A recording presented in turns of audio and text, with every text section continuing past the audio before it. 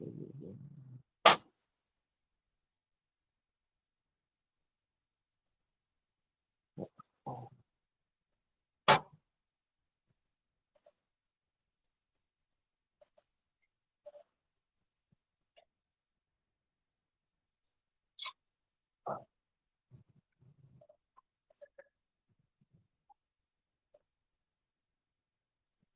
Second रुकिएगा, बस एक minute, एक सेकंड में अभी कर मेरा मेरी बुक कहाँ गई?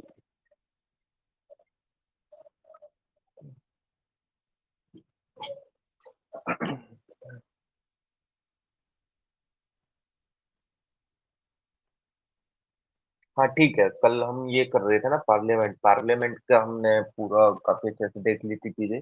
तो पार्लियामेंट्री फंक्शंस देख रहे थे, कोरम वगैरह, क्वेश्चंस क्या होते हैं, क्वेश्चन आवर, स्टार्ड क्वेश्चन देख लेते और अनस्टार्ड क्वेश्चन देख लेते। स्टार्ड क्वेश्चन में ओरली आंसर देना होता है, अनस्टार्ड क्वेश्चन में रिप्लाई करना होता है, रिटर्न रिप्लाई। 15 दिन का नोटिस सर्व किया जाता है। ये तो चलो ठीक है, हमने कर लिया था।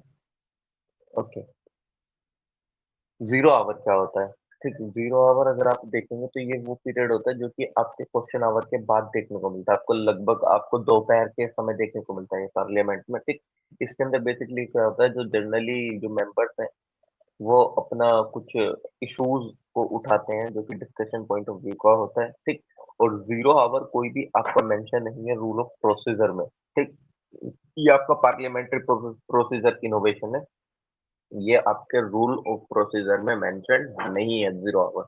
जीरो, ठीक, तो इसको ध्यान रखिएगा। और आपको मोशंस जो मूव होते हैं जो कि प्राइवेट मेंबर्स या मिनिस्टर के द्वारा लाए जाते हैं, उन मोशंस को आप तीन भागों में पढ़ते हैं।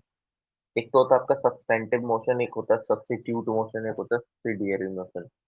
ठीक, सब्सटेंटिव मोशन वो होता है जो कि जैसे कि आपके इम्पीचमेंट वाले जो मोशंस मूव करे जाते हैं मेंबर या प्राइवेट मेंबर के द्वारा, जैसे कि आपका प्रेसिडेंट का इम्पीचमेंट करना हो या चीफ इलेक्शन कमिश्नर का इम्पीचमेंट करना हो, तो these motions are come under substantive motion. Substitute motion में क्या होता है, ये बेसिकली ऐसा समझ लो कि ये ओरिजिनल मोशन के सब्स्टिट्यूट में आते हैं, है ना? या ऐसा मतलब जो एक ओरिजिनल मोशन लाया गया है, मान लीजिए जैसे सब्स्टिट्यूट वो सब्स्टेंटिव मोशन, इम्पीचमेंट वगैरह कुछ लाया गया है, तो उसके ऑल्टरनेटिव में एक मोशन और ला दिया जाए जो कि जिसको कि सब्स्टिट्यूट मोशन बोला जाता है। ठीक, अ, एक सब्सिडरी मोशन होता है। सब्सिडरी मोशन मतलब आप इनको खुद इनके शब्द वैसे भी एनालाइज कर सकते हैं, जैसे कि मतलब इनके शब्दों से ही पता चल जा रहा है कि ये क्या, इसके अंदर क्या होगा। देखो, सब्स्टिट्यूट यानी कि किसी का एक ऑल्टरनेटिव होता है ना, सब्स्टिट्यूट की उसका, जैसे हम जैसे टी है, चाय वो ये कॉफी है, कॉफी का आपका ऑल्टरनेटिव क्या देखने को मिल जाता है? आपका क्या नाम है? टी, चाय आपको उसको ऑल्टरनेटिव देखने को मिल जाएगा, है ना? और वहीं पे आप सब्सिडरी देखें, सब्सिडरी यानी कि वो इसके जैसे हम उसमें देखते थे, क्या नाम है ये जो आपका ब्रिटिश राम सब्सिडरी अलायंस होता था, तो सब्सिडरी अलायंस में उस टाइम पे क्या होता था, उस वाली सब्सिडरी अलायंस का क्या होता था कि वो जो जो एक वो होती थी टेरिटरी, वो डायरेक्टली किसके अंडर में आती थी? आपके ब्रिटिशर्स के, है ना? कि ब्रिटिशर्स क्या करते थे, फिर उसकी देख रेख करते थे काफी अच्छे से, है ना? कि जो सारी चीजें होंगी अब वो देखेंगे, वो मतलब जो प्रोविंस है वो काफी अच्छे से बाहर के लोगों के साथ क्या नहीं कर सकती, एंगेज नहीं हो सकती है। प्लस वहां पे डिफेंस की चीज, मतलब जो वो व्यक्ति वगैरह होते थे वो काफी अच्छे से उनके ही प्लेस होते थे उस टेरिटरी में, मतलब आर्मी वगैरह ऐसा समझ लो ब्रिटिशर्स की होती थी वहां। वहां की पूरी देख रखाव करने के लिए उसको पैसे देने पड़ते थे, किसको? राजा को, जो प्रोविंस का राजा वगैरह होता था, तो उनको पैसे भी देता था उन सब चीजों के हैंडल करने के लिए। ठीक,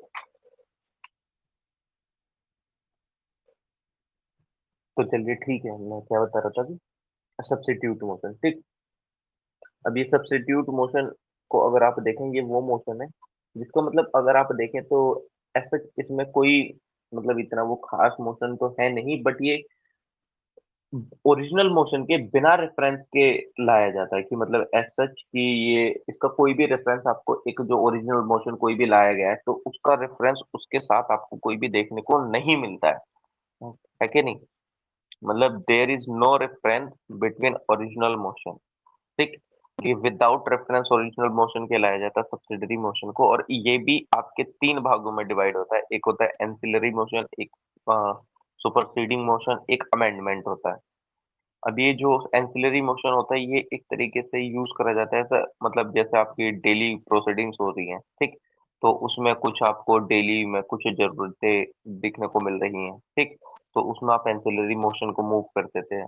सबसे सुपरसीडिंग मोशन, ये मूव करा जाता है इन द सेंस कि कुछ ऐसा कुछ डिबेट वगैरह हो रही है, ठीक, या कुछ अदर इशू, मतलब पहले से कोई एक डिबेट चल रही है लेकिन उनको लग रहा है कि नहीं यार ये दूसरे पे होना चाहिए था, इन द सेंस कि ये तो मतलब ऐसे समझ लेते हैं ना कि जैसे कि ये टॉपिक से भटक रहे हैं तो दूसरा टॉपिक एकदम से स्टार्ट कर देते हैं, तो उस तरीके से आप इसको समझ सकते हैं, ये सुपरसीडिंग मोशन होता है, ठीक। एक अमेंडमेंट, अमेंडमेंट आपको पता ही है कि ये मॉडिफाई करने के लिए लाया जाता है बेसिकली, ठीक। मॉडिफाई किसको, मतलब जो आपको ओरिजिनल मोशन वगैरह मूव करा गया है, ठीक, उसके उसको अमेंडमेंट करने के लिए आपका क्या, कौन सा मोशन आता है, अमेंडमेंट। ये तीनों जो मोशन है आपके सब्सिडरी मोशन के अंडर में आते हैं। उसके बाद आपको क्लोजर मोशन देखने को मिलेगा। क्लोजर मोशन क्या होता है, to cut short debate in provisions of bill, यानी कि जो आपके जो जिन प्रोविजंस पे बिल के चर्चा हो रही है, उस डिबेट को शॉर्ट करने के लिए इन द सेंस, ठीक, उसको मतलब कम करने के लिए, अगर आप देखें तो इस चीज को भी तीन भागों में डिवाइड कर रखा है। जैसे कि क्लोजर मोशन आपको देखने को मिलते हैं चार, एक सिंपल क्लोजर, एक क्लोजर बाय एक कंपार्टमेंट, एक कंगारू क्लोजर, एक होता है गुलेटिन क्लोजर। सिंपल क्लोजर कब होता है, ये कि कोई भी मेंबर इसको पार्लियामेंट में मूव कर देता है, मतलब इन द सेंस कोई भी इस मोशन को ला सकता है, ठीक। मतलब अगर जैसे किसी को ये लग जाए कि हाँ भाई अब इस पॉइंट को, मतलब इस टॉपिक पे काफी अच्छे से डिस्कशन हो गया है, इस बिल पे काफी अच्छे से डिस्कशन हो गया है, तो सिंपल क्लोजर मूव कर देते हैं कि चलो ठीक है अब इस पे डिस्कशन हो गया, अब इस पे वोटिंग की जरूरत है, तो उस टाइम पे सिंपल क्लोजर मोशन मूव होगा। एक होता है क्लोजर बाय कंपार्टमेंट, इसके अंदर जो आपके कुछ लेंथी क्लोजेस होते हैं, जो क्लोज होते हैं बिल के, या लेंथी रिजोल्यूशंस होते हैं, तो क्या होता है डिबेट होने से पहले उनकी ग्रुपिंग कर दी जाती है, मीन्स इन द सेंस कि जो आपका बिल है, बिल के अंदर जो भी लेंथ रिजोल्यूशन वगैरह हैं उनकी काफी अच्छे से ग्रुपिंग कर देंगे कि हाँ चलो ठीक है ये अलग, छोटे वाले अलग, बड़े वाले अलग, ऐसे, ठीक। और बाद में क्या होता है कि जो डिबेट है वो काफी अच्छे से इन ग्रुप्स को मतलब ये जो लेंथी रेजोल्यूशन है उनको काफी अच्छे से ग्रुपिंग कर दी गई है, ठीक। और जब ग्रुपिंग कर दी गई तो बाद में ये काफी अच्छे से इनको लोगों ने इसके ऊपर डिबेट डिस्कशन कर लेते हैं। एक क्लोजर वाई कंपार्टमेंट के नाम से बोलते हैं इसको, यानी कि जो लेंथ रिजोल्यूशन होते हैं, जो क्लोजेस होते हैं बिल के, उनको काफी अच्छे से ग्रुप कर दिया जाता है पार्ट्स में, ठीक। और फिर बाद में काफी अच्छे से इन पे डिबेट डिस्कशन होता है, फिर इन पे वोटिंग वगैरह कर दी जाती है। एक आपका कंगारू रिजोल्यूशन देखने को मिलता है, ये सिंपल इंपॉर्टेंट क्लोजेस पे ही आपका डिबेट डिस्कशन होगा, जो भी आपके बेसिकली अगर आप देखेंगे जो भी आपके बिल के अंदर में, तो इसमें वोटिंग के समय सिर्फ आपके इम्पोर्टेंट बिल के इम्पोर्टेंट क्लोजेस देखे जाते हैं, ठीक। तो आपका वो क्या कहलाता है, कंगारू क्लोजर। बुलेटिन क्लोजर क्या होता है,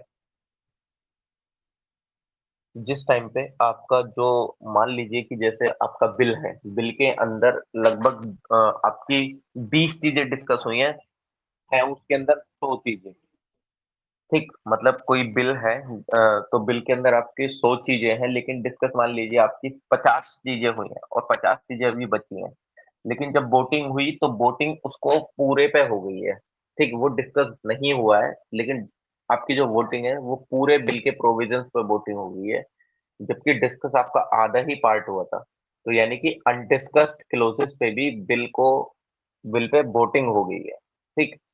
क्यों, क्योंकि समय की कमी थी, तो उस चीज को आप क्या बोलते हैं, बुलेटिन क्लोजर, यानी कि अनडिस्कस्ड क्लोजेस पे भी बिल के वोटिंग हो गई है, ठीक, ड्यू टू इनसफिशिएंट टाइम, ऐसा समझ सकते हैं, है कि नहीं, या जो टाइम एलोकेट करा गया था डिस्कशन के लिए वो टाइम निकल गया है, तो उस टाइम पे आपको कौन सा मतलब कौन सा मोशन मूव होता है, गुलेटिन क्लोजर। ये आपके बजट के समय देखने को मिलता है खासकर अधिकतर, कि बजट में इतने सारे प्रोविजंस होते हैं तो सारे तो डिस्कस नहीं होते हैं, उसमें से कुछ कुछ हो गए हैं, लेकिन वो वोटिंग सब पे सारे प्रोविजंस पे ही हो जाती है। ठीक, कि चलिए ठीक है, हम गुलेटिन, उन्होंने वो उस टाइम पे कौन सा मोशन आपको देखने को मिलता है, गुलेटिन। ठीक, उसके बाद अगर आप देखेंगे, उसके बाद के मोशन आपको privilege motion, calling attention motion, adjourn motion देखने को मिलते हैं। ये देख लेते हैं क्या होता है, non confidence motion, censure motion, motion of thanks, ये क्या होता है पार्लियामेंट के अंदर। चलिए ठीक है, देख लेते हैं। प्रिविलेज मोशन अगर आप देखें तो ये प्रिविलेज मोशन होता है, ये सबसे पहली बात तो किसी भी मिनिस्टर के द्वारा आपका मूव करा जा सकता है। ठीक, मान लीजिए किसी भी मिनिस्टर के खिलाफ ये होता है, मान लीजिए कि ये किसी भी मिनिस्टर के खिलाफ होता है, अगर वो कुछ इस तरीके के रॉन्ग फैक्ट वगैरह कुछ प्रस्तुत करता है या कुछ ब्रीच करता है, मतलब आपके हाउस की चीजों को, ठीक, तो उसके खिलाफ आपका प्रिविलेज मोशन मूव करा जाता है। एक कॉलिंग अटेंशन मोशन होता है। कॉलिंग अटेंशन मोशन से ही आपको समझ आ गया होगा कि कुछ पब्लिक इम्पोर्टेंस चीज है जिसकी वजह से लोगों का ध्यान केंद्रित करा जाएगा। ये आपके रूल्स ऑफ प्रोसीजर में भी मेंशन है। ठीक, यानी कि मिनिस्टर का किसी एक अर्जेंट पब्लिक मैटर की तरफ ध्यान केंद्रित करना है, जब आपका कॉलिंग अटेंशन मोशन कहलाता है। ठीक, एक आपका एडजर्न मोशन होता है। ठीक, एडजर्न मोशन में क्या होता है, एक तो कल हमने वो भी देखा था कि एडजर्नमेंट और एडजर्न साइन एंड डाई का क्या मतलब होता है, जिस टाइम पे हम पार्लियामेंट का देख रहे थे कि एडजर्न साइन एंड डाइन और खाली एडजर्न का मतलब क्या होता है। एडजर्न यानी कि आपने देखा होगा ना, एक तो एडजर्न मोशन अलग है, एडजर्न मोशन का भी मैं बताऊंगा, लेकिन मैं एडजर्न दोबारा रिपीट कर लेता हूँ। एडजर्न का क्या होता है, आपका जो स्पीकर होता है वो बोलता है ना, the court is adjourn till 4 PM। तो एडजर्न में आपको टाइम का पता होता है कि इस टाइम तक आपका जो पार्लियामेंट है नहीं मिलेगा सेशन, लेकिन एक एडजर्न साइन एंड डाई में क्या होता है कि पता ही नहीं है कब मिलेगा अगली बार। तो पार्लियामेंट में कुछ ऐसी हरकतें देखने को मिल जाती है, तो एडजर्नमेंट साइन एंड टाई हो जाता है कि चलो ठीक है, पता ही नहीं है कब मिलेगा। ठीक, चलिए ठीक है, मैं एडजर्नमेंट मोशन पर आ जाता हूँ। एडजर्नमेंट मोशन के अंदर क्या होता है basically, to draw attention of a house to a definite matter of urgent public importance. ठीक, अगर आप इसमें देखेंगे तो ये काफी अच्छे से, पहली बात तो ये कुछ मतलब ये क्या करता है जो एक नॉर्मल में चल रही होती हैं चीजें पार्लियामेंट में, है कि नहीं। पोलिंग अटेंशन मोशन में ऐसा इतना कुछ नहीं है कि एकदम से इस पे सारे में ध्यान दे दिया जाएगा या कभी भी इसको मूव करा जा सकता है। ठीक, इसमें अगर आप देखेंगे तो ये एक प्रोसीजर है पोलिंग अटेंशन वाले में कि हाँ आप इसको उस टाइम पे मूव कर सकते हैं, लेकिन एडजर्नमेंट मोशन में ये है कि जैसे नॉर्मली चीजें चल रही हैं पार्लियामेंट की काफी अच्छे से। ठीक, तो पार्लियामेंट में जो आपकी नॉर्मली चीजें चल रही हैं, तो उसमें अगर आप देखेंगे तो नॉर्मली चीजों को भी इंटरप्ट, मतलब नॉर्मली चीजों को इंटरप्ट करके बेसिकली इस मोशन को काफी अच्छे से लाया जाता है। मतलब जो नॉर्मली प्रोसीडिंग्स चल रही हैं उसके बीच में भी इसको लाया जाता है काफी अच्छे से। ठीक, और मोशन जिस टाइम पे आता है, मतलब काफी अच्छे से, तो इसको लगभग 50 मेंबर की सपोर्ट होती है, क्योंकि यार आपकी मान लीजिए बजट का प्रस्तुतिकरण चल रहा है, लेकिन उस टाइम पे कुछ ऐसी कंडीशन देखने को मिल जाती है कि हाँ भाई, इस टाइम पे अगर ये मैटर पर नहीं सुना गया तो ये देश हित के लिए बेकार होगा, ये देश हित के लिए नहीं होगी चीजें। तो उसमें आपके 50 मेंबर आपको सपोर्ट करेंगे, सपोर्ट करने के बाद फिर आपका मोशन मूव करा जाएगा hand to hand within second आपके उसी उसमें, कि हाँ चलिए ये बहुत इंपॉर्टेंट है। तो ये आपके नॉर्मल जो आपका चल रहा है उसमें डेली की प्रोसीडिंग, उस टाइम पे ये काफी अच्छे से आपको देखने को मिल जाता है। ठीक, दिस इज एडजर्नमेंट मोशन, काफी अच्छे से। ठीक, आपका नॉन कॉन्फिडेंस मोशन आपको देखने को मिलता है। नॉन कॉन्फिडेंस से समझ ही आ जाता है, नॉन कॉन्फिडेंस मोशन यानी कि किसी का भी एक विश्वास में ना होना, एक तरीके से नो कॉन्फिडेंस यानी कि विश्वास में नहीं होना।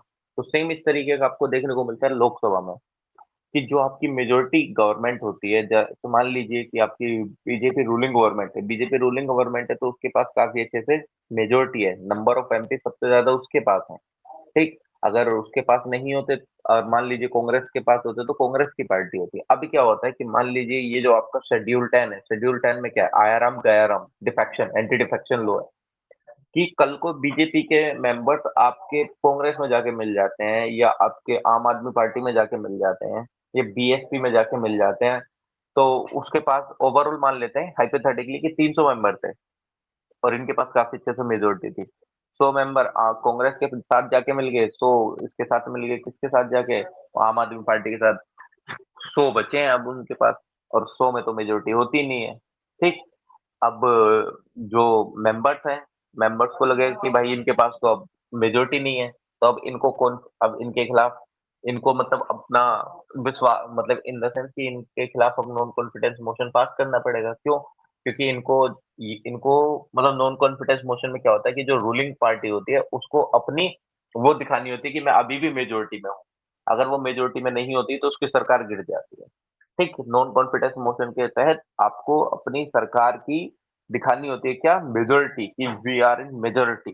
ठीक, कि अभी भी हम मेजोरिटी में, तो नॉन कॉन्फिडेंस मोशन मूव होता है। अगर उनके जो मेंबर्स हैं वो उन्हीं के साथ हैं, मान लीजिए 300 मेंबर जो पहले थे उन्हीं के साथ अभी भी हैं, तो उनकी गवर्नमेंट चलेगी आगे तक। लेकिन अगर नहीं हुई उनकी मेजोरिटी, अगर उनके पास 100 मेंबर्स हुए और वो मेजोरिटी में नहीं हुए और अदर किसी पार्टी के पास 150 मेंबर्स हो गए हैं, तो गवर्नमेंट उसकी बनेगी।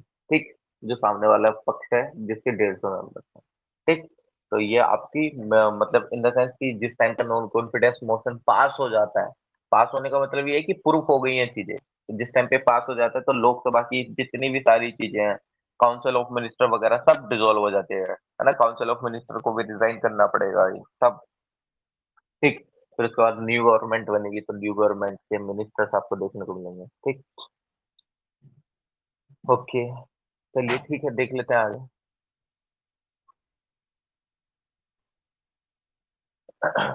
एक आपका सेंसर मोशन होता है। ठीक, सेंसर मोशन अगर आप देखते हैं तो सेंसर मोशन को कुछ भी ऐसा इतना, मतलब अगर आप देखें तो ये आपके इंडिविजुअल या ग्रुप ऑफ मिनिस्टर्स के खिलाफ काफी अच्छे से लाया जाता है सेंसर मोशन। ठीक, मतलब इसका मतलब ये होता है censoring the council for specific policies, मतलब काफी अच्छे से कुछ स्पेसिफिक पॉलिसीज के बारे में जो काउंसिल है, काउंसिल ऑफ मिनिस्टर मान लेते हैं, तो उनको काफी अच्छे से उसकी तरफ ध्यान केंद्रित कराना है या कुछ चीजें करना है। ठीक। ओके। एक आपका होता है motion of thanks. Motion of thanks में क्या होता है कि ये जो प्रेसिडेंट है ये आपके एड्रेस करते हैं, जो पहला सेशन होता है जनरल इलेक्शन के बाद, मतलब मोदी जी के इलेक्शन में, मोदी जी के इलेक्शन के बाद जो पहली लोकसभा मिलेगी। ठीक, मान लीजिए जैसे अगले साल 2024 में इलेक्शन होने हैं, इलेक्शन होने के बाद जब जीत के आएंगे, ठीक, मोदी जी, तो उसके बाद जो जनरल इलेक्शन होगा, है ना, तो उसका जो फर्स्ट सेशन होगा, ओके, तो उसको मोशन ऑफ थैंक्स के नाम से जाना जाता है। और प्लस ऐसा नहीं है कि सिर्फ जनरल इलेक्शन, हर एक फाइनेंशियल ईयर का जो पहला सेशन होता है उसमें भी क्या होता है, प्रेसिडेंट आपके एड्रेस करते हैं, मतलब इस साल का सबसे पहला सत्र, है ना, जो हेल्ड करा गया है वो किसके द्वारा, प्रेसिडेंट जी के द्वारा। तो प्रेसिडेंट बुलाते हैं उन सबको। ठीक, president is the higher authority जो कि आप इन सब चीजों को आपको एक साथ एकत्रित करते हैं, जो कि समन करते हैं, हमने देखा भी था। ठीक, तो उस टाइम पे आप मोशन ऑफ थैंक्स मूव करते हैं, यानी कि धन्यवाद प्रस्ताव, आप उनको धन्यवाद देते हैं। ठीक, ऐसा समझ लीजिए। ठीक। ओके। एक तो आपका पॉइंट ऑफ ऑर्डर होता है। पॉइंट ऑफ ऑर्डर में कुछ नहीं होता है। जिस टाइम पे आपका हाउस फॉलो नहीं कर रहा हो नॉर्मल रूल ऑफ प्रोसीजर, ठीक, तो उस टाइम पे आपके लीडर ऑफ अपोजिशन इस तरीके का पॉइंट ऑफ ऑर्डर निकालते हैं कि ये नॉर्मल रूल ऑफ प्रोसीजर चल ही नहीं रहा है मतलब आपके सदन में, है ना, तो उस टाइम पे आपको पॉइंट ऑफ ऑर्डर आता है। आपका स्पेशल मोशन क्या होता है? मतलब जो वो मोशन, ये वो मोशन है जो कि इन द सेंस अगर आप देखें ये आपका रेज होता है स्पेशल चीजों में, राज्यसभा में काफी अच्छे से। ठीक, ये भी आपके जैसे आपका एक लोकसभा में अभी आपको देखने को मिल रहे थे ना तमाम इस तरीके के स्पेशल मोशन, ये इस तरीके का मोशन है जो कि आपके राज्यसभा में मूव होता है। ठीक, स्पेशल मेंशन मोशन। ठीक, किसी एक स्पेशल थिंग में, तो ये भी आपका मेंशन नहीं है ना। नहीं नहीं, मेंशन तो है लेकिन ये आपका ये नहीं है कि आपका जो नॉर्मल रूल ऑफ बिजनेस चल रहा है डेली का, तो उस टाइम पे इसको नहीं लाया जाता है। ठीक, लेकिन हाँ, ये आपका इम्पोर्टेंट कुछ चीज़ों को जो कुछ पब्लिक इम्पोर्टेंस चीज़ें हैं, उसको दिखाने के लिए राज्यसभा में ये मूव करा जाता है। ठीक है? चलिए कोई दिक्कत नहीं है, आगे देख लेते हैं। अच्छा, आज कैसे सब किसी की नींद नहीं खुली क्या? काफ़ी कम दिख रहे हैं, 3-4 लोग ही हैं आज, बाकी सब नहीं खुले। नींद नहीं खुली लग रहा है काफ़ी की, वरना सुबह-सुबह भी 10-11 तो आराम से हो ही जाता है। क्या ठीक है, कोई नहीं, बढ़िया है। ओके, आगे देखते हैं आगे चीज़ों को। लेजिस्लेटिव प्रोसीजर्स देख लेते हैं, जो पार्लियामेंट में होते हैं, जैसे बिल जो लाए जाते हैं।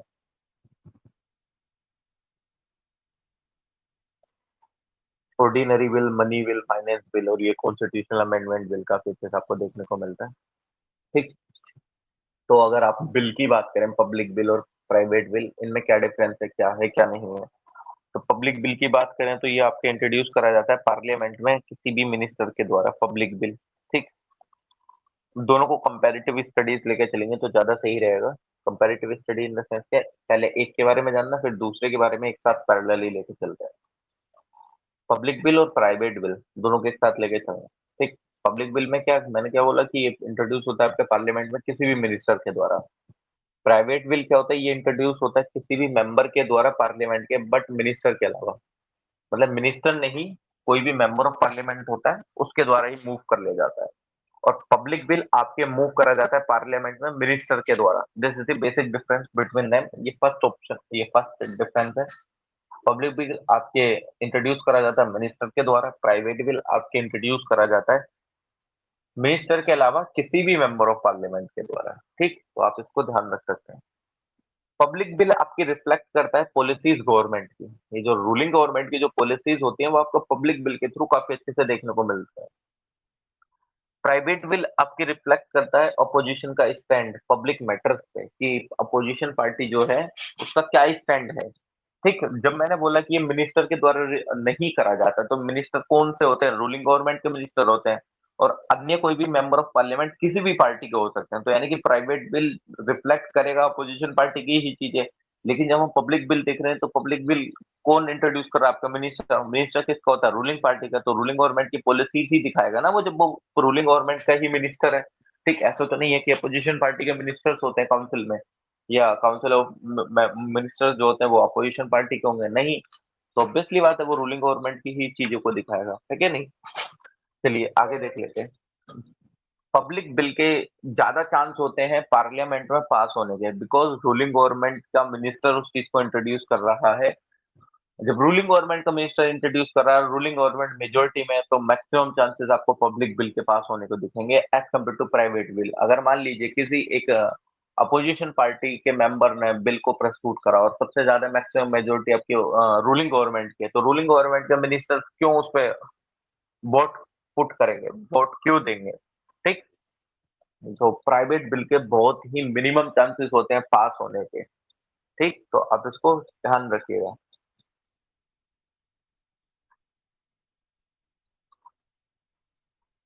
पब्लिश वो पब्लिक बिल को इंट्रोड्यूस करने के लिए हाउस में लगभग 7 दिन का नोटिस आपको देना होता है। It requires 7 days notice. Private bill को इंट्रोड्यूस करने के लिए हाउस में 1 महीने का नोटिस चाहिए होता है। ठीक, इसको आप ध्यान रखिएगा। एक क्वेश्चन आया था यूपीएससी 2017 में, ओनली 14 प्राइवेट बिल पास इन इंडिपेंडेंस की। जब से आजादी मिली है उस दिन से आज तक सिर्फ 14 प्राइवेट मेंबर बिल ही पास हुए हैं। मतलब समझ रहे हैं, ऑब्वियसली बात है कैसे पास होंगे, अपोजिशन वाले मूव करते हैं इस बिल को तो कैसे चीजें देखने को मिलेंगी, है कि नहीं। चलिए, ओके, बहुत सही। अब आगे देख लेते हैं कि what is the difference between ordinary bill, money bill और फाइनेंस बिल, ये सब। ठीक, ओके। मनी बिल कौन सा आर्टिकल में मेंशन है, आप लोगों को पता तो चले कि आप सो के नहीं, ये सो गए हो बीसी पे, क्योंकि बीसी पे सोने का बड़ा ट्रेंड है। यस या नो कुछ भी लिख दो है तो पता चलेगा आप लोग है कि नहीं। इनवाइट कर लेते हैं इतने, बाकी सब सतमी कम है यार आज, सतमी बहुत कम। लोग हैं। बट कोई दिक्कत नहीं है, हमको पढ़ाई से मतलब है, पढ़ाई करनी है कि नहीं? हम लोग अगर आते हैं तो इनवाइट कर लेते हैं।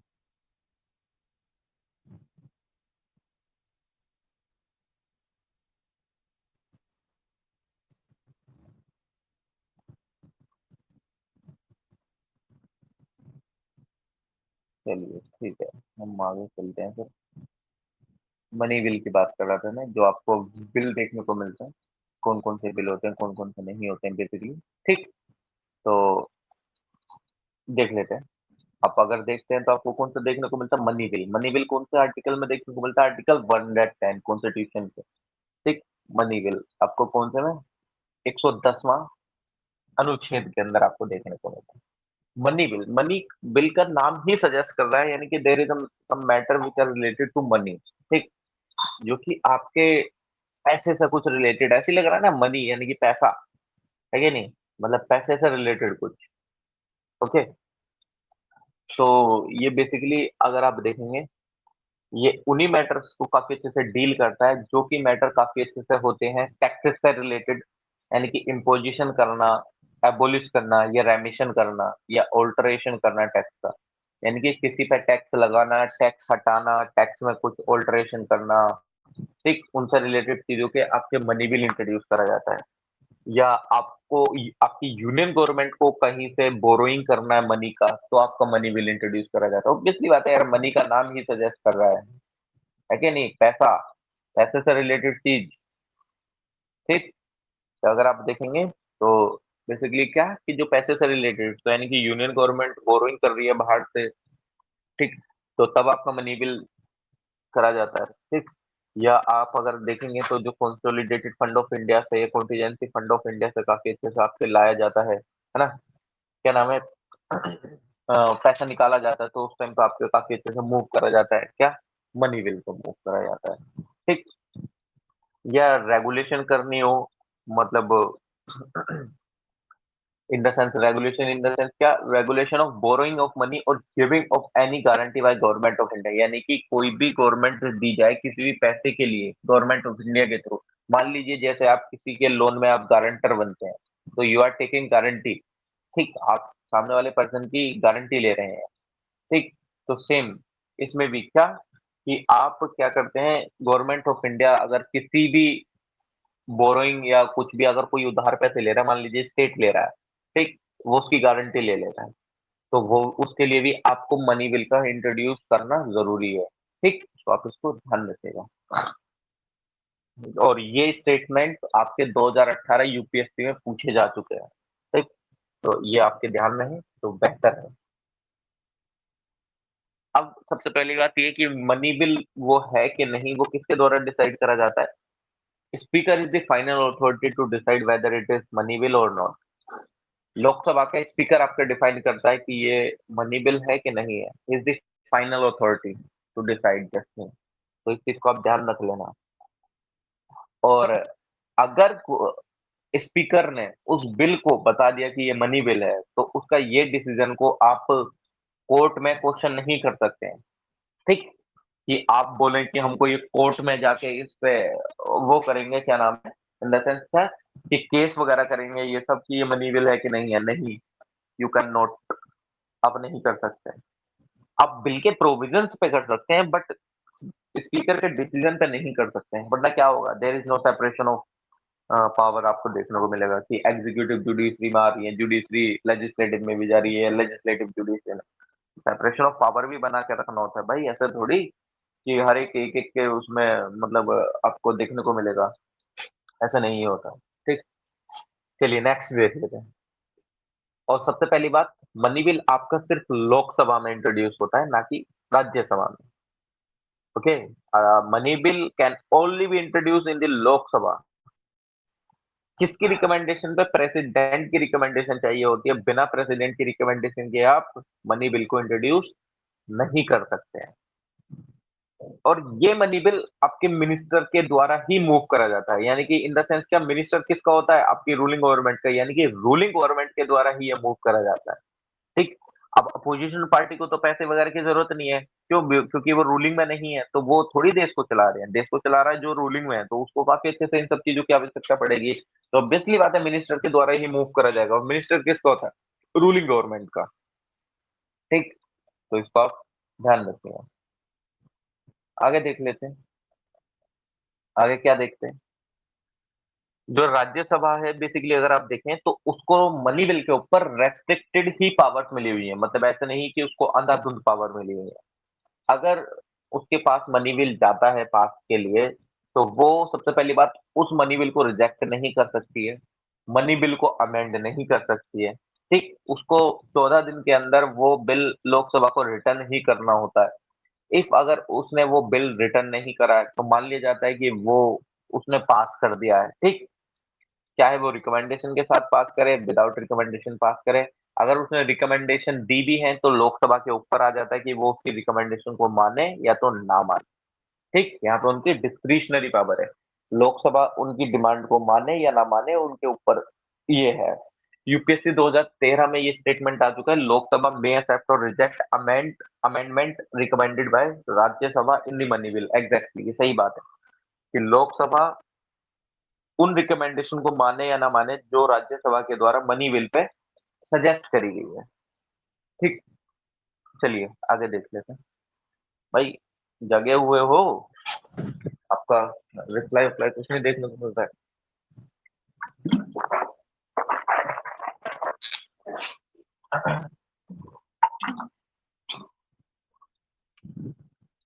जग रहे हो कि नींद आ गई है? जी सर। चलिए ठीक है, बहुत अच्छी बात है अगर जगे हुए हो तो।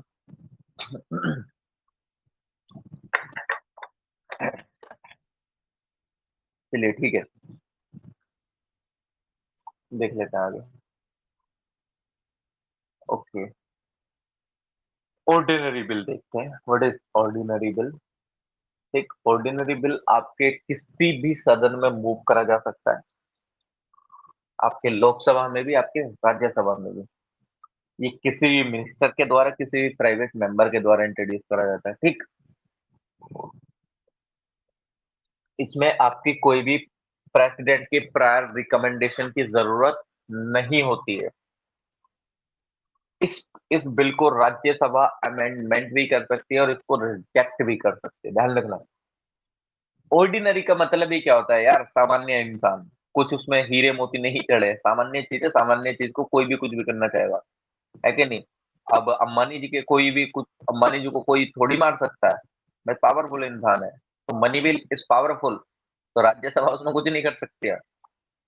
ऑर्डिनरी बिल आम इंसान को कोई भी पीट पाट के चला जा रहा है, ऐसे समझिए। तो राज्यसभा भी काफी अच्छे से अमेंड कर सकती है, रिजेक्ट कर सकती है। ऑर्डिनरी बिल को स्पीकर के कोई सर्टिफिकेशन की जरूरत नहीं होती कि ये ऑर्डिनरी बिल है, सारे ऑर्डिनरी बिल होते हैं, लेकिन वो स्पीकर डिसाइड कर देता है कि ये मनी बिल है, वरना ऑर्डिनरी बिल को डिसाइड थोड़ी करना होता है, ऑर्डिनरी बिल को ही वो मनी बिल डिसाइड कर देगा अगर उसको ऐसा लगेगा। ठीक, अगर किसी भी बिल पे डिसएग्रीमेंट देखने को मिलता है दोनों सदनों का, तो एक जॉइंट सिटिंग बुलाया जाता है दोनों सदनों का, और प्रेसिडेंट उस डेडलॉक को रिजॉल्व करने की कोशिश करता है। यू हैव टू राइट कि आपके अभी तक कितने केसेस में जॉइंट सिटिंग देखने को मिली है काफी अच्छे से। ठीक, आप बता सकते हैं।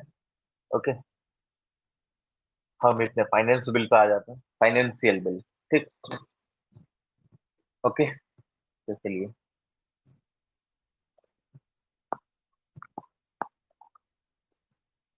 अब आप बोलेंगे कि सर बात तो दोनों की सेम लगती है, मनी बिल भी पैसा लग रहा है, फाइनेंस का भी मतलब वही लग रहा है, तो दोनों में डिफरेंस क्या आ जा रहा है कि नहीं? कि फाइनेंस भी तो सेम वही चीज लग रही है देखने में, और मनी बिल भी वही चीज लग रही है देखने में, अगर हम देखें तो दोनों में डिफरेंस कहाँ आ जा रहा है? दोनों में डिफरेंस है, बाकायदा डिफरेंस है कि नहीं? इसके अंदर क्या होता है? Bill that contains not only any और all the matter mentioned in the article 110 but also other matter of general legislation. ये 110 के अंदर जो मैटर्स हैं उनको भी कंटेन करेगा, बट उसके अलावा जितने भी जनरल लेजिस्लेशन के मैटर्स हैं वो भी इसके अंदर इंट्रोड्यूस होता है। ये सिमिलर होता है आपके मनी बिल की तरह, ठीक? जैसे कि मनी बिल में अगर आप देखते हैं तो ये इंट्रोड्यूस होता था आपके लोकसभा में, राज्यसभा में नहीं होता। तो सेम ये भी वही कि ये इसको भी आप इंट्रोड्यूस करते हैं लोकसभा में, ये आपके इंट्रोड्यूस नहीं होता राज्यसभा में, ठीक? और ये भी आपकी प्रायर रिकमेंडेशन पे ही आता है प्रेसिडेंट की, मनी बिल में भी वही आता था, ठीक? उसमें भी आपको सेम यही देखने को मिल रहा था, ठीक? ये भी राज्यसभा के द्वारा एक्सेप्ट करा जाए, रिजेक्ट करा जाए, डजंट मैटर। एक second रुकिएगा।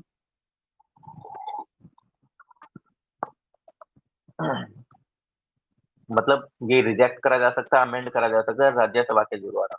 Except that an amendment either for reduction or abolition of tax cannot be moved in either house without the recommendation of the president। देखो, ये मेन चीज है, यहाँ पे मेन पॉइंट है ये, थोड़ा सा इसको ध्यान रखना।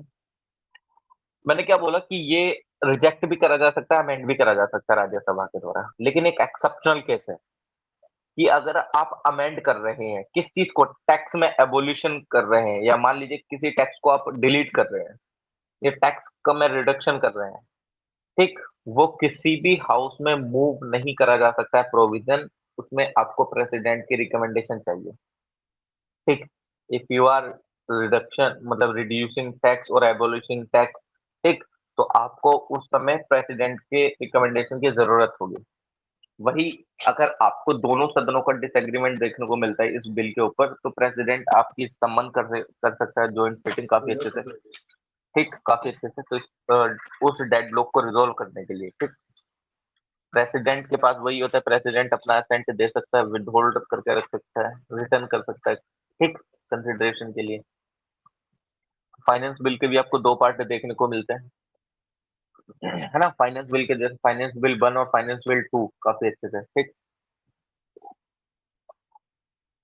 फाइनेंस बिल 1 और फाइनेंस बिल 2 को देख लेते हैं कि क्या होता है इसके अंदर, क्या नहीं होता है, ठीक?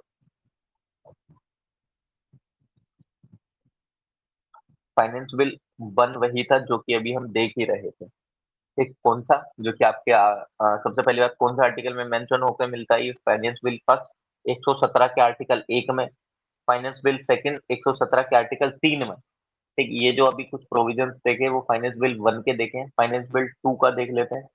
ये फाइनेंस बिल 2 क्या होता है? जो कि प्रोविजंस कंटेन करता है, जो कि expenditure of consolidated fund of India से निकालते हैं, ठीक?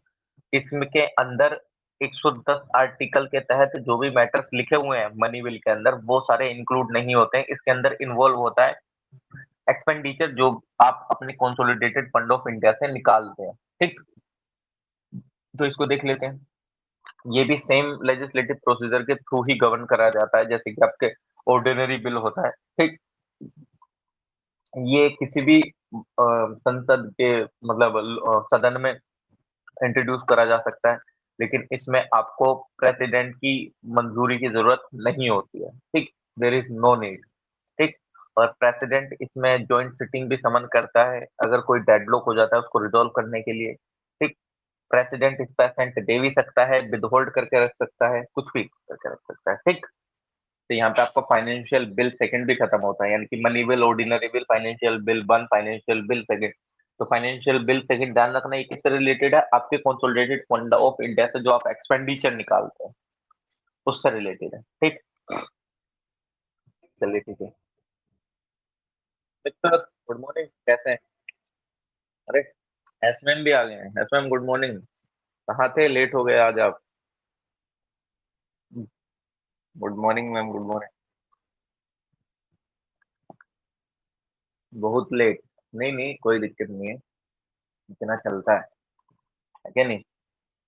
आलू के पराठे बनाने लगे थे क्या आज? आज सुबह सुबह सुबह? हाँ जी, ठीक है ठीक है। कोई दिक्कत नहीं। अच्छा। अच्छा, वो तो कल ही बनाए थे वो। चलिए ठीक है। जॉइंट सिटिंग देख लेते हैं, जॉइंट सिटिंग हाउसेस की। ये मैम ने सही लिखा था, ये तीन श्री कृष्णा मैम ने। मैम नाम तो सही लगता है एकदम, श्री कृष्णा मतलब भगवान का नाम आ जाता है ना चाहते हुए भी, भगवान को याद करना हो जाता है। इनोवेटिव नाम, बहुत सही। श्री कृष्णा, कोई राधे राधे रख लो तो राधे राधे का भी नाम जपा जाएगा साथ में सुबह सुबह। जानकी मैम का सीता जी का नाम आ जाता है। वाह! सबके भगवान के नाम हो रहे हैं। सुमित सर, आवाज़ आ रही है मेरी? हेलो? भाई ये बंदे वीसी पे जॉइन करके सो गए हैं क्या? चलिए ठीक है। जॉइंट सिटिंग कब होती है? जिस टाइम पे आपके 2 सदन किसी एक बिल पे एग्री नहीं होते हैं। तो उस डेडलॉक को खत्म करने के लिए आपका प्रेसिडेंट आपको जॉइंट सिटिंग बुलाते हैं। जॉइंट सिटिंग यानी कि दोनों सदन एक साथ बैठेंगे, है ना? कैसे? जैसे एग्जांपल तो बड़े खतरनाक होते हैं यार मेरे लिए, कि लड़का और लड़की बात करते हुए पकड़े गए हैं, है ना? घर वालों को उनको पता चल गया है कि ये लड़की इस लड़के से बात करती है, ये लड़का इस लड़की से बात करता है। तो उनके माँ बाप क्या करते हैं? उनको बैठाते हैं एक साथ। हाँ जी, बताओ अब तुम्हारी क्या इच्छा है? साथ रहना चाहते हो, बात करोगे, या तो उनकी तुड़ाई होगी या तो उनको साथ रखा जाएगा कि आगे जाके तुम साथ रहो, या तो उन दोनों को अलग ही कर दिया जाएगा, है क्या नहीं? तो सदन में भी वही बात होती है कि लोकसभा और राज्यसभा को बुलाया जाता है। हाँ जी, बताओ क्या क्या इच्छा है तुम्हारी? से कौन करता है? हम करते हैं ना। हमारी इमेजिनेशन बहुत खतरनाक की है। ठीक। तो प्रेसिडेंट बोलता है, हाँ जी बताओ, आइए बैठिए, एक साथ बैठते हैं आप लोगों के साथ। तो आप आमने सामने बातों को डिस्कस करते हैं। तो फिर उस टाइम पे जॉइंट सीटिंग होती है, तो आपके क्वेश्चन क्या जनरेट होता है कि यहाँ पे प्रेसिडेंट तो बुला लेता है, चलो ठीक है, प्रेसिडेंट ने बुला लिया जॉइंट सीटिंग को कि वो जो डेडलॉक है वो रिजोल्व हो जाए। उस टाइम पे उसको प्रिसाइड कौन करेगा? मतलब जैसे लोकसभा को प्रिसाइड करता है स्पीकर, राज्यसभा को चेयरमैन। तो जब दोनों एक साथ मिलेंगे उस टाइम पे आपको प्रिसाइड कौन करेगा उनको? उस टाइम पे कौन उनके ऊपर होगा? कौन प्रिसाइड करता है उसको? स्पीकर। ठीक। उनको प्रिसाइड कौन करता है? स्पीकर होता है उनके ऊपर। ठीक। आपका प्रेसिडेंट समन करता है दोनों हाउसेस को, लेकिन प्रिसाइड कौन करता है उसको? Speaker of the house of Lok Sabha, है ना? अगर आप देखें, सबसे पहली बात, मनी बिल के लिए कोई भी आपकी जॉइंट सिटिंग नहीं होती है, क्योंकि मनी बिल आपका एक ऑब्वियसली बात है लोकसभा के द्वारा ही करा जाता है। अगर वो राज्यसभा के द्वारा पास भी नहीं करा जाए तो पास करा हुआ मान लिया जाता है। ठीक। मनी बिल के खिलाफ नहीं आता है। कॉन्स्टिट्यूशनल अमेंडमेंट बिल के खिलाफ आपका जॉइंट सिटिंग नहीं आता है। भाई कॉन्स्टिट्यूशनल अमेंडमेंट बिल है, आप संविधान में संशोधन कर रहे हैं। संविधान में संशोधन ऐसे ही थोड़ी हो जाता है कि आपने जॉइंट सिटिंग करी, संविधान में संशोधन कर दिया। नहीं, these are some important aspect. और देखो, मैं इसको डिबेट को कॉन्स्टिट्यूशनल अमेंडमेंट बिल पे ही लिटरली बता रहा हूँ, पिछले साल हम डिबेट कर रहे थे इस टॉपिक पे ही, लगभग 1.5 से 2 घंटे डिबेट चली थी कि क्यों होता है, क्यों नहीं होता है।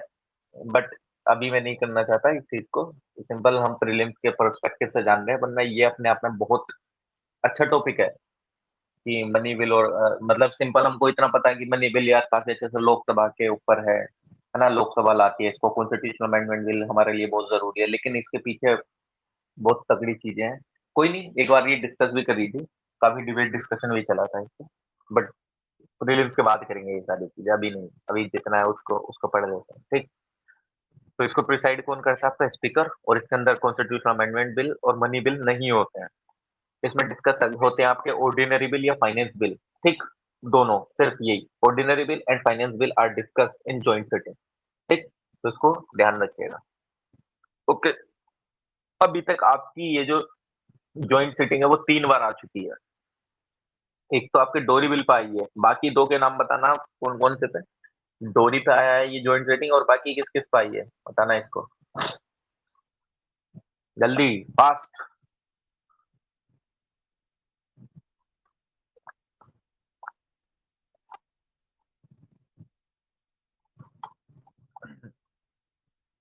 Exactly, banking.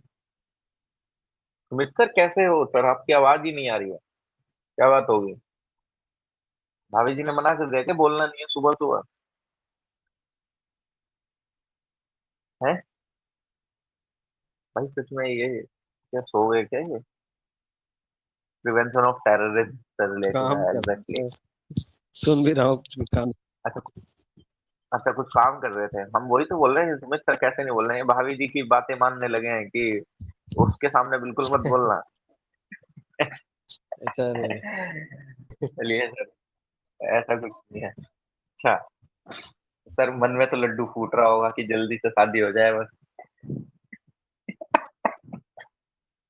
है कि नहीं सर? सुबह-सुबह चाय आया करेगी बेड पे, "अरे सुमित जी, सुन रहे हैं? चाय पीजिएगा।" है कि नहीं सर? सुमित ये सर, होगा, क्या सुनिए। हुआ? सुनिए, चाय लीजिए, है ना सुमित? हुआ, सुनिए हाँ, हाँ, सुनिए चाय हाँ, लीजिएगा, आप पीजिएगा इसको। हम्म। शक्कर कम कि ज़्यादा? नाम नाम लेंगी क्या? नाम लेंगे क्या दिक्कत है? बेहतर है ना दोस्त की तरह रहेंगे नाम लेंगे तो। वो तो इस पे डिपेंड करता है ना। हाँ, सही बात है। अभी बोल लीजिएगा नहीं। वही। हाँ, बोलेगा तो जरूर। सुमित सर क्या मेरा बोलते भी। हैं? अरे नाम सर नाम क्या बोलते हैं नाम आपकी नहीं वाइफ? लेंगे, नाम नहीं लेती है, नाम नहीं लेते अगर हस्बैंड का। अच्छा तो क्या देखा, बोलते बोला था ना मैंने। हैं? नहीं, तो कुछ अच्छा कुछ तो भी क्या नाम क्या रख बोलते देती हैं? है, मतलब एजी, आप प्यार से एजी, हस्बैंड जो सुन रहे हैं? रिकॉर्डिंग हो रही है क्या? एजी इधर आइएगा। अरे हाँ, हो होने रही दो, है इसमें कौन रिकॉर्ड। किसको क्या ही पता चला। तो रुको एक सेकंड बताना मुझे, कौन अगर किसी ने सुन भी ली तो कौन किसको जान रहा है इसमें जो तुमको कोई कुछ बोलेगा? अरे मैं तो पूछ रही है कि हूँ। नहीं? फिर सुमित से ज्यादा सामने मजे वाला लेने और लग खुश जाएंगे होगा, ना अरे लोग। वाह। अच्छा तो कोई दिक्कत नहीं है, अभी से प्रैक्टिस। मैं तो सही बोलूंगा, ऐसे ही बोलूंगा, अरे ये जी सुनिएगा, चाय पीजिएगा कि नहीं? ऐसा ये क्या बोलते हैं सर? आप बात करते हैं फोन पे तो क्या बोल कर बुलाते हैं? एक बार बता दीजिए सर, हमारा भी चल रहा है डिस्कशन, हमारा भी मूड फ्रेश हो जाएगा, काफी देर से ऐसे ही चल रहा है। बताना क्या बोलते हैं, बताओ तो सही। हम तो नाम लेते हैं सर। फरमा रहे हो यार। अरे अरे आप तो हम तो नाम लेते नाम हैं, लेते हैं तुलसी सर। जी उनका तो वो क्या बोलती हैं आपको? वही एजी एजी एजी बोलते हैं। वो क्या? गजब सर गजब, वाह। ए जी क्या कर रहे हैं? सही है सर, बहुत एजी सही बोलते ओजी। हैं। बाद में सर बाद में नहीं, कैसे नाम नहीं बुलाएंगे? लिया जाता है ना, सबसे बड़ा ए जी, दिक्कत ये। बाद में अच्छा, बाद में पता नहीं कैसे बोला है। बा- भैया भाभी को आज तक तो ये एजी एजी चिंटू के बोलती पापा है। सुनिएगा। ये हम- नहीं नहीं, ये चिंटू के पापा सुनिएगा। हम अच्छा। क्या है ना इसमें। चलिए ठीक है भाई, बजट देख लेते हैं। बजट इन पार्लियामेंट वाला देख लेते हैं। तो सबसे पहली बात ये हम ऑलरेडी पहले भी देख चुके हैं, लेकिन हाँ पार्लियामेंट्री प्रोसीजर है तो हम देखेंगे इसको। ये शायद मैंने बजट के बारे में उस टाइम डिस्कस करा था जिस टाइम पे हम बजट डिस्कस कर रहे थे अभी संडे के दिन। बजट जैसा कोई भी शब्द आपके कॉन्स्टिट्यूशन में मेंशन नहीं है। आपको मेंशन किसका देखने को मिलता है? Annual financial statement. ठीक, बजट को किस तरीके से मेंशन है? Annual financial statement. और बजट जैसी टर्म आपको पूरे बजट में कहीं पे भी देखने को नहीं मिलती है। ठीक, रेलवे बजट को सेपरेट मतलब इन द सेंस अगर आप देखें तो रेलवे बजट को एक सेपरेट जनरल बजट की तरह इंट्रोड्यूस करना स्टार्ट करा था 1924 में। किसकी रिकमेंडेशन थी, किस कमेटी की रिकमेंडेशन थी? आंसर, किस कमेटी की रिकमेंडेशन पे रेलवे बजट एक अलग बजट प्रस्तुत होता था? किस कमेटी की रिकमेंडेशन थी? गुड मॉर्निंग आर्यन सर, फिर आप नाराज हो जाएंगे, बोलते हैं कि सर आप लड़कियों को सिर्फ गुड मॉर्निंग विश करते हैं, मेरे को नहीं करते हैं। आप दिखे ही नहीं, वरना हमने सुमित सर को भी विश करा था, तो आपकी कल ये शिकायत थी, तो हमने आपको भी करा है। ठीक है।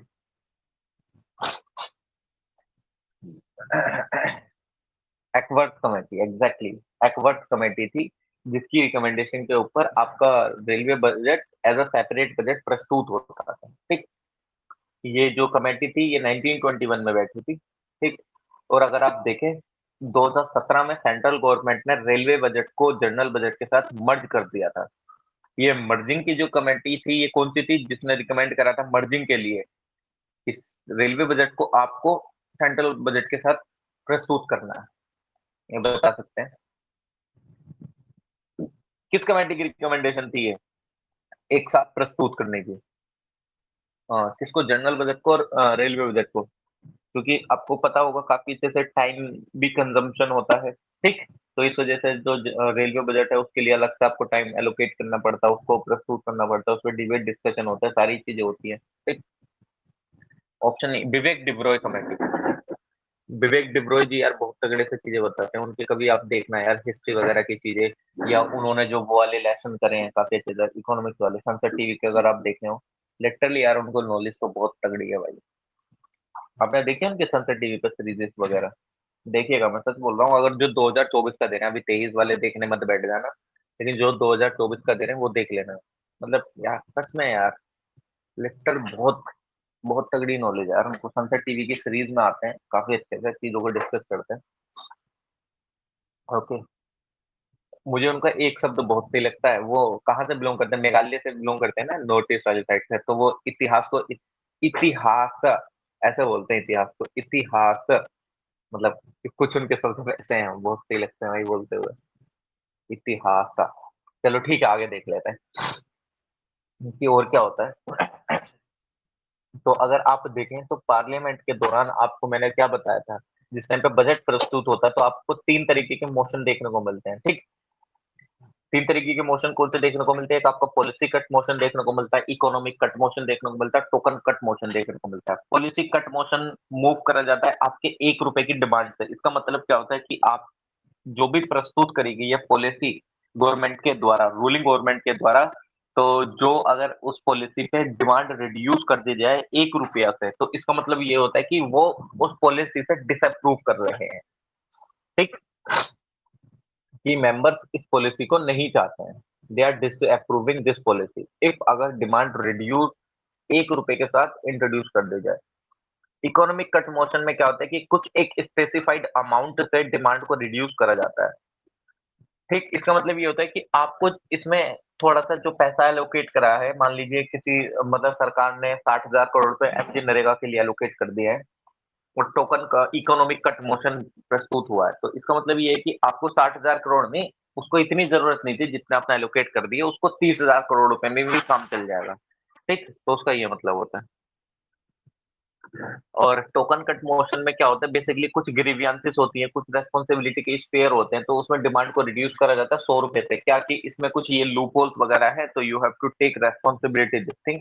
उसके बाद आपका क्या मतलब, अगर वो टोकन कट मोशन 100 रुपए से रिड्यूस करा जाता है, तो कुछ ग्रीवियंसेस होते हैं उस पॉलिसी से रिलेटेड, है ना, ठीक। तो उस पॉलिसी से रिलेटेड वो आपके ग्रीवियंस सुने जाते हैं काफी अच्छे से, तो इस डिमांड को रिड्यूस करा जाता है।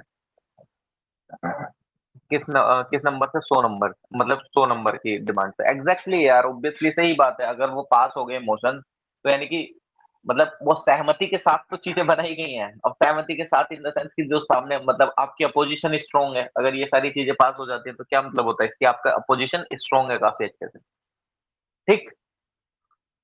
तो आपकी अपोजिशन स्ट्रांग है क्योंकि मेजोरिटी में जो सरकार है, यानी कि जो आपके एमपीज हैं वो भी फिर उनके साथ मिलकर चीजों को डिमांड मतलब इन द सेंस कि उस पर वोटिंग कर रहे हैं, ठीक। चलिए ठीक है, आगे देख लेते हैं।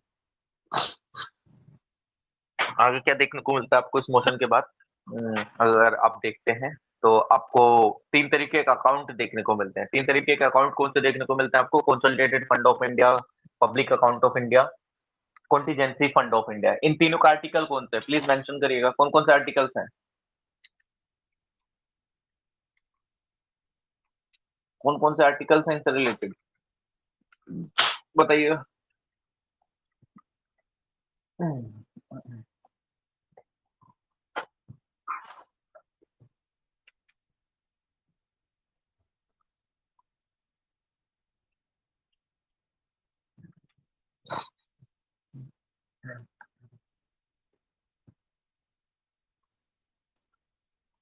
अच्छा चलिए, 266, 266।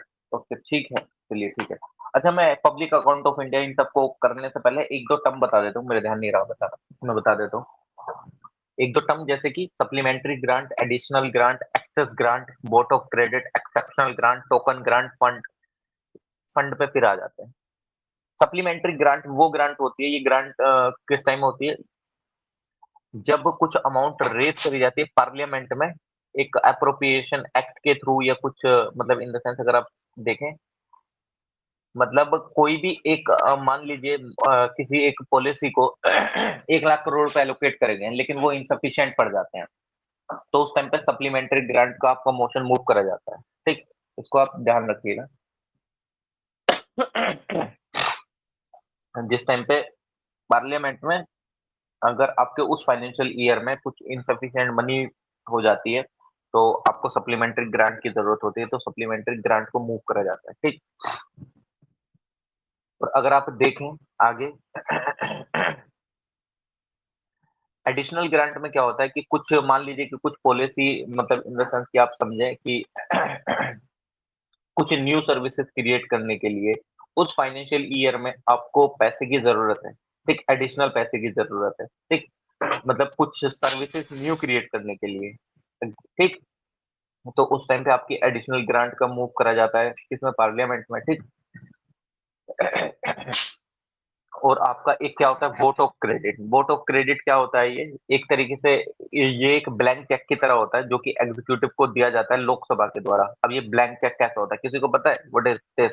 मैंने सिंपल आपको ये बताया कि ये एक ब्लैंक चेक की तरह होता है जो कि एग्जीक्यूटिव को दिया जाता है लोकसभा के द्वारा। तो ये क्या है बेसिकली? ये जो ब्लैंक चेक है मीन्स क्या कहने का मतलब है यहाँ पे? इस वोट ऑफ क्रेडिट का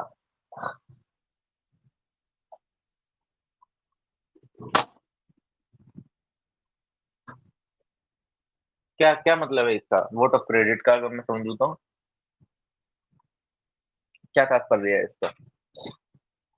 मैंने बोला कि ये ब्लैंक चेक की तरह होता है जो कि एग्जीक्यूटिव को दिया जाता है लोकसभा के द्वारा। लेकिन इसका कुछ मतलब होता होगा ना कि अमाउंट की जरूरत पड़ेगी तो ले लेंगे। ओके, अच्छा।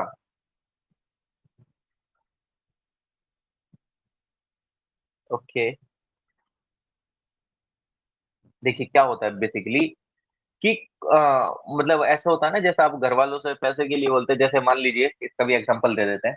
इसका एग्जांपल क्या दे देते हैं? इसका एग्जांपल मेरे तो एग्जांपल बड़े खतरनाक होते हैं, है कि नहीं? चलिए ठीक है।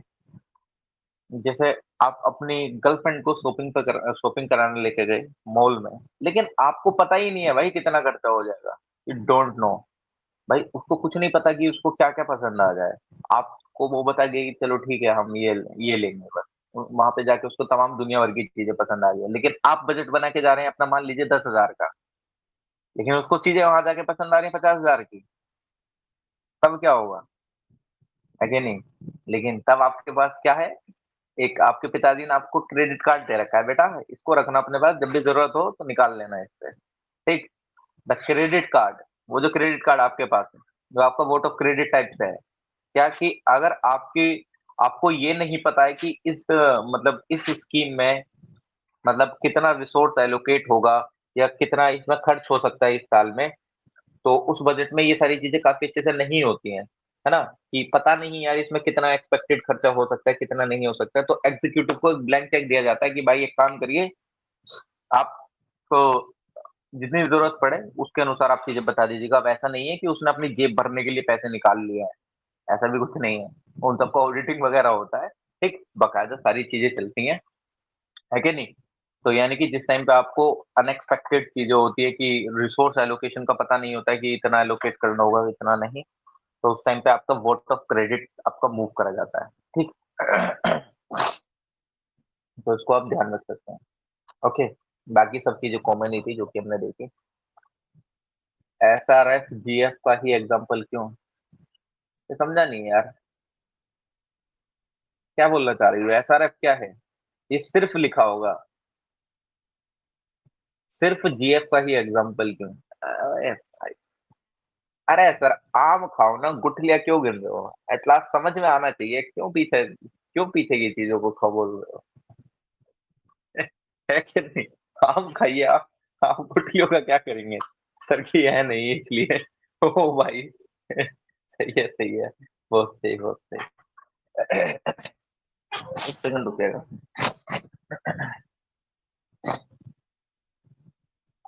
काफ़ी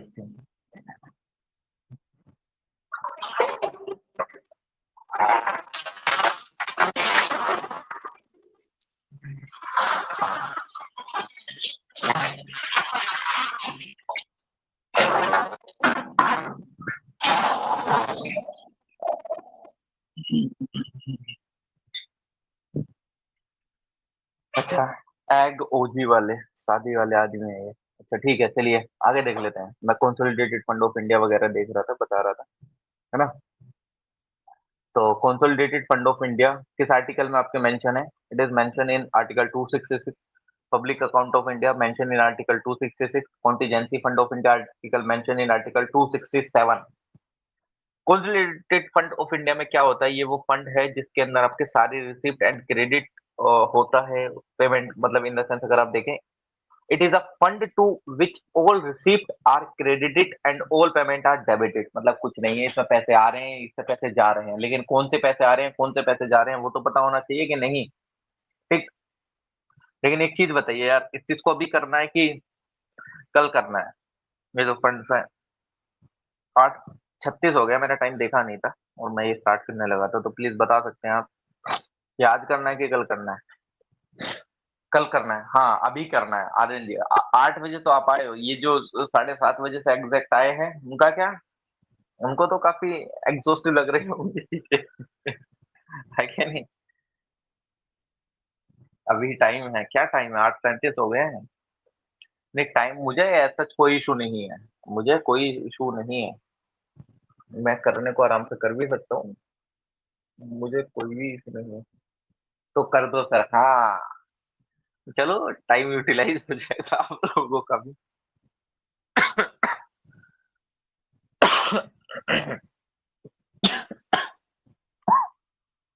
हो गया भाई।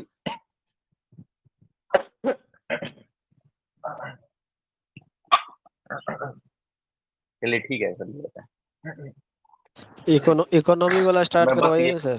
हेलो। क्या इकोनॉमी वाला क्या स्टार्ट कराऊं?